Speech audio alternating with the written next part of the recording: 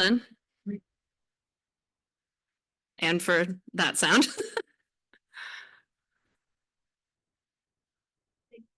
Thank you, Amanda.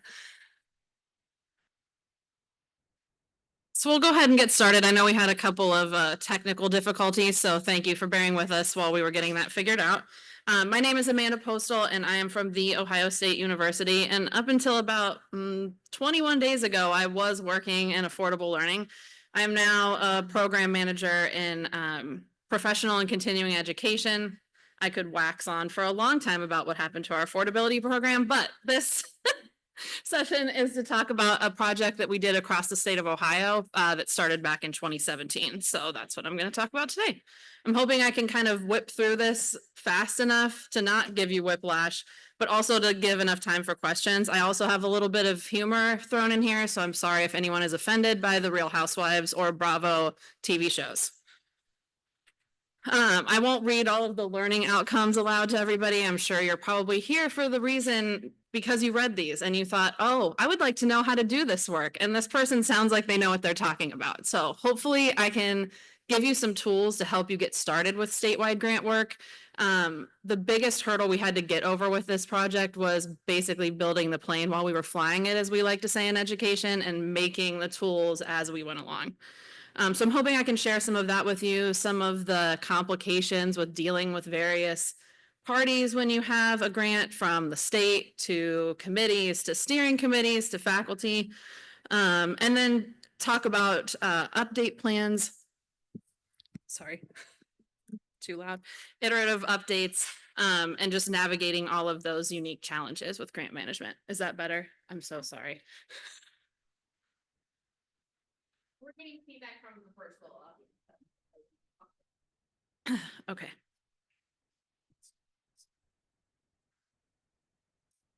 So I was going to do a Mentimeter, but decided at the last minute that I had not prepared well enough to do such a thing. So just by a show of hands, has anyone in this room or virtually managed a large scale grant award before? Okay, so quite a few of you.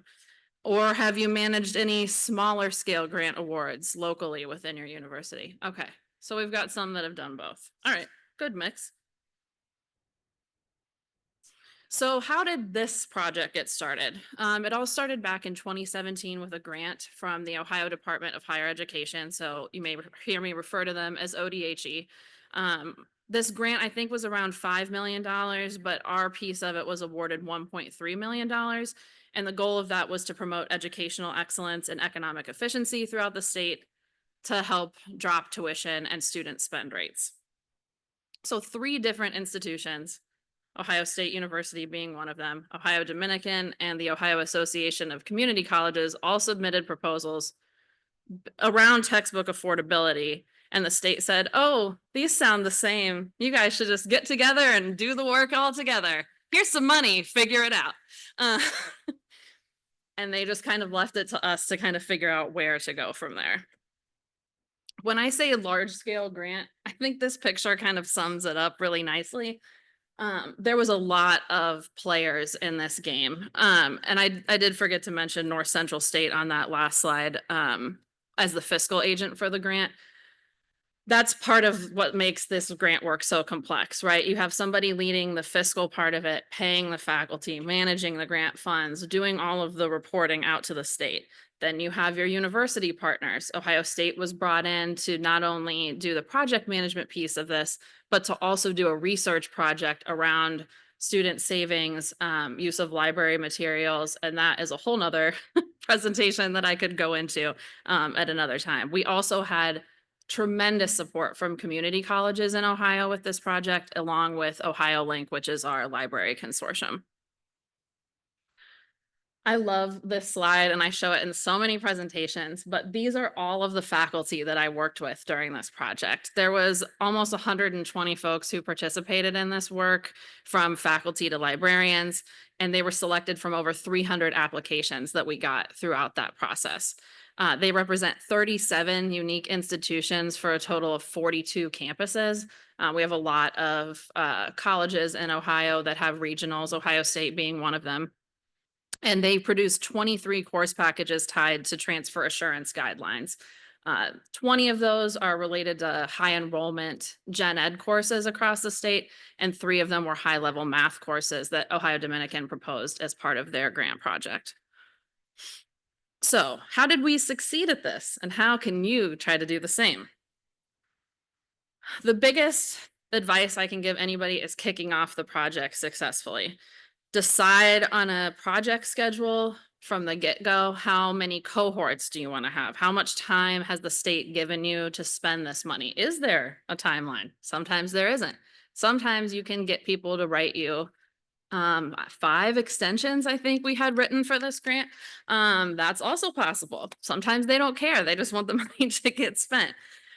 Provide them with training from the very beginning. You'd be surprised at the different levels of tech skills that your faculty are going to have and their comfort level with those. Giving them the tools and the training at the very beginning in some kind of a boot camp or kickoff style meeting. This was the only in-person meeting that we did. Those pictures I showed you on that last slide were the only time these faculty met in person, and this was pre-COVID. So we did everything virtually before that was kind of the way to do this work. And we really had to work hard to get everybody on the same page with the technology and working together. I'm also going to show a list of some documents that I've created in a Google Drive that's part of this presentation folder that can help you with some of that project work as well, like a scope of work and one that's actually completed so you can see what that work would actually look like. Curating a productive virtual work environment is also super important. I know we all work with different tools at our universities. We have Office 365, there's Dropbox, Google Drive. We found that for this project, Google Drive was the only reasonable thing that we could do that everybody had access to. It was almost impossible to get Office stuff shared. Not everybody had Box accounts. We couldn't pay for things. So you have to just kind of use what you got and figure it out along the way. It's not always the best thing, but it's a solution. Agree on a tool for your meetings, whether you're going to use Teams or Zoom. Do people want to communicate over email with updates?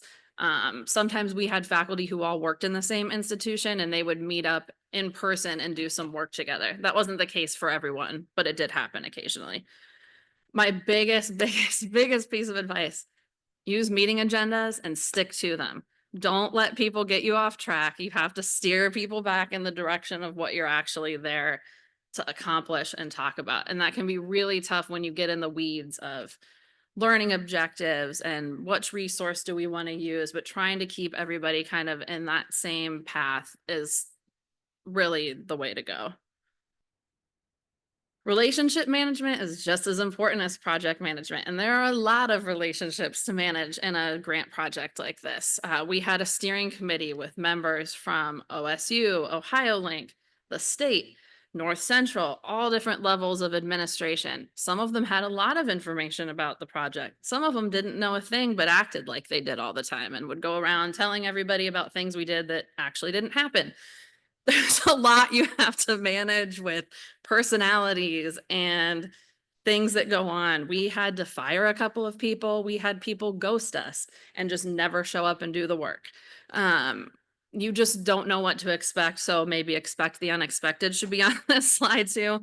But I will say, be firm but kind with folks. We're all there for the same reason, right? We want to save students money. We want to do this really good work. And I think just keeping that at the forefront of these conversations, like what the project goals are, is really important to the success. Here's my funny gift for everyone. This is the way to have your receipts, your proof, your timelines, screenshots. I don't know if anyone else loves the Real Housewives the way that I do, but these are kind of the tools that you're going to need to make sure that you can produce these things for the project. So I've put together a Google Drive. There are links to it in this presentation, and I believe the folder also should be somehow linked to this virtually. But I've put together kind of a list of what I think are some of the basic items and tools you need to kind of get started with a project of this scale. The scope of work is the number one, to me, most important thing. And that's really going to drive your work and be kind of the guidepost for everything that you do.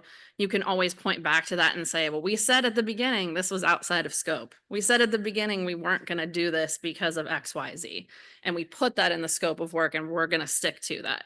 It can be a flexible document to some extent, but you really want to drive the conversations back to this is what we decided at the beginning, and this is what we're going to do to be successful.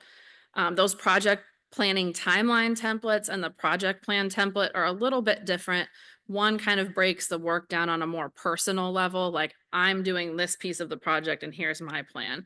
The project planning timeline is more overarching of the project as a whole for each of your groups of faculty. So what we did was break them up by their subject matter type, and then they all worked together to produce a course pack, that went back to those transfer assurance guidelines. So they had that as kind of a base thing to get started. I also provided some compensation level samples if you're curious about what did we pay the faculty. FYI, it's never enough money and it's never enough to pay for their time. And that stinks. And we tell them that from the beginning. But again, I think some of that altruistic purpose of wanting to save students money is really important as well. I even threw in some slides and agendas from our old boot camp so you can kind of see what we talked about throughout the day and how those events were run. Again, this was pre-COVID times when universities had money and we could give people nice boxed lunches and have in-person events that cost a lot of money. So bear that in mind when looking at some of this, but we did do some of those virtually as well. So one of the hardest parts of any of these projects can be planning for updates as the project goes on or once it's over. I'm just going to be honest here and say that we didn't do a very good job of planning for that with this project from the very beginning. A lot of it was because nobody really wanted to listen to the ideas that we had, and we couldn't get the funding to keep going to pay for more updates. We did have a little bit of money left, like a slush fund almost at the end, where back in 2022, we were able to pull some of the faculty back together to update some of the work based on updates to the tag objectives. So we did do it, but I wouldn't say that it was incredibly successful. If you can set aside funds from the beginning for those updates, that's great. If not, being able to prove that you need more funding is often the toughest hurdle to get over with some of this work. So these are just kind of some of my tips for success, and I wanted to leave plenty of time for questions at the end as well. Build positive relationships with your faculty participants. I can't tell you how many times I still hear from folks I worked with on this project that tell me, hey, I updated some of these materials. Is there somewhere I can put them? Is there somebody who's still using this? That reach out that want to tell me, hey, I've gotten a different role, or I'm at a new university now and I'm implementing all these OER things that you taught me. That just makes me feel nice and warm and fuzzy inside. Meet people where they are with technology. That can be really tough for some folks, and you just have to bear with it and kind of go with the flow. We did offer some extensions for the project, but I was really, really picky about offering extensions. Try to be really firm with deadlines because people seem to work best around those parameters, and it just really gives them something to work towards that's set in stone. Work in cohorts if you can. We felt like the timeline from working from January through August was really good because we got kind of that slow chugging start in the end of winter, beginning of spring. And by summer, we were really building the content and folks had more time to dedicate to the project work. So that timeline really worked out well. And use that scope of work as a guidepost, like I had mentioned before.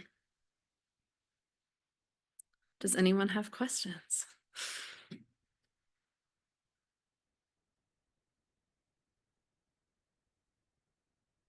I won't bore you with that GIF running for the next 5 minutes. Okay. Hi. So my question is, you spoke about kind of the value of maintaining those relationships and really fostering them.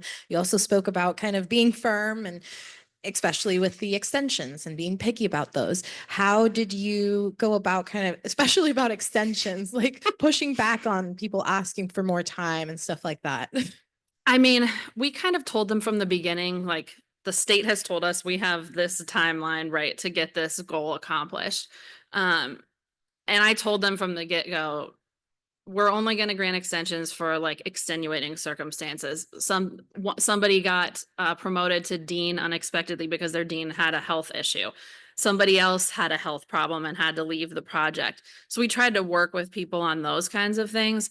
The extension that got really hairy was with the psychology team.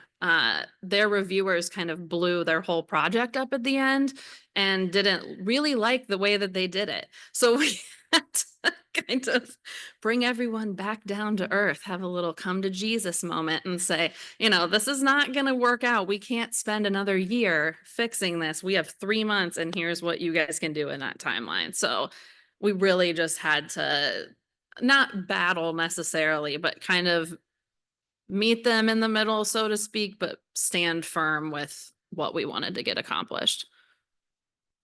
So my question is about publishing platform.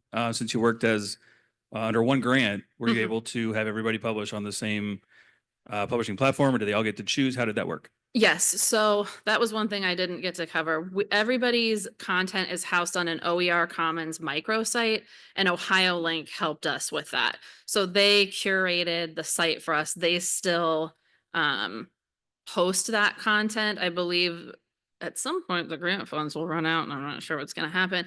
But other institutions have actually built on those resources.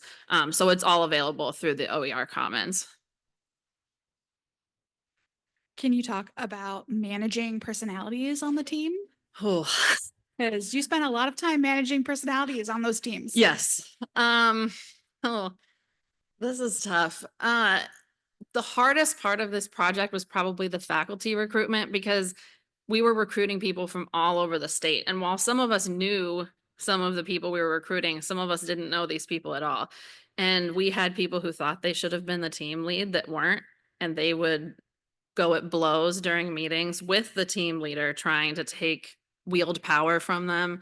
I really had to almost play a mediator, kind of like I do with my children, honestly, sometimes, to get through some of these meetings. And we did have to fire 2 people because of their behavior. Just brutally way too honest and just nasty with people in meetings. So be prepared for all kinds of personalities because it's quite a mixed bag. Yes. So there were a couple, oh, sorry. So there were a couple questions from our virtual audience, and I'll just kind of combine them. Okay. So there was one person who asked, Amy Chen asked, how do you enforce timelines? And you can either address them, but so the next question is, how did you handle those projects that didn't meet deadlines and didn't qualify for an extension? We didn't have any that didn't meet the deadline or didn't qualify for an extension, thankfully. We did have one project that kind of at the tail end sort of lost wind because there was some issues with faculty having health problems. So that one didn't really get completely finished, but it was like 98% done. Enforcing the timelines, when they applied to be in that particular cohort, they knew what the timeline was. Like, you're going to have from January to August. And a lot of them didn't want to work past that because they were about to get so busy planning for the next semester. The ones that we did do extensions with, I met with the team lead weekly. And if they didn't contact me, I would email them constantly until they wrote me back. And I kept on them. They were really sick of hearing from me. You have to just become a pest and learn to love it a little bit. Honestly, that's kind of the best way to get through it sometimes. So my question has to do with, repeated projects like this? Have you done another one, and how did you recover from the burnout and of the first project to do another one? After this project wrapped, I kind of moved into managing smaller scale grants. So with individual faculty doing OER projects. When we came back to do the update project, they asked me to come back and project manage it. And I did have a little bit of PTSD. And I told them, listen, there's about 10 faculty I don't want to work with again. They were just so problematic in the first round. If they reapply, we're not hiring them. And these are the courses that we need to update. And they just kind of said, okay, you can do what you want. And it worked out okay. Somehow we made it work. But yeah, the burnout and exhaustion at the end of it. By the last cohort, I had 2 other faculty, one from North Central and one from Ohio Dominican, helping me with the project management because we had to cram so many courses in the end that it was too much for me to do by myself. Thanks for sharing today. I'm also a project manager, so I oversee probably 12 to 14 projects at any given time. Do you have any tips for like emailing, or how do you keep track of all these contact groups? That's something that I've been struggling with. Is do you have like a group for each project, Yep. or how do you do that? I make an email group for each project and then a folder in Outlook typically. And then what I usually did with this project at least was I had like a Microsoft list or a spreadsheet, and I would say, okay, if the American government team is meeting on Wednesday, I need to email the lead by Friday to ask him what he wants to have on this agenda. So I just kind of worked almost backwards. Microsoft lists and reminders in there helped me a lot too. No, I wish I had some really amazing tool, but I unfortunately don't. So Bridget Mariano asked, you mentioned tracking licenses. How did that happen? Just in a spreadsheet. We asked them to keep track of those so that Ohio Link could list on the OER Commons site which licenses were used for each piece of content. Because we were pulling from so many different places. Most of them used one core book, like an OER Commons or an OpenStax text, and then pulled other resources in. Yeah, I think that was all I was going to say. Sorry. Is there any final question? We're nearing end time. All right. All right. Well, thank you. Yeah, and please feel free to email me. I love talking about this, so I'm more than happy to talk more. Thank you.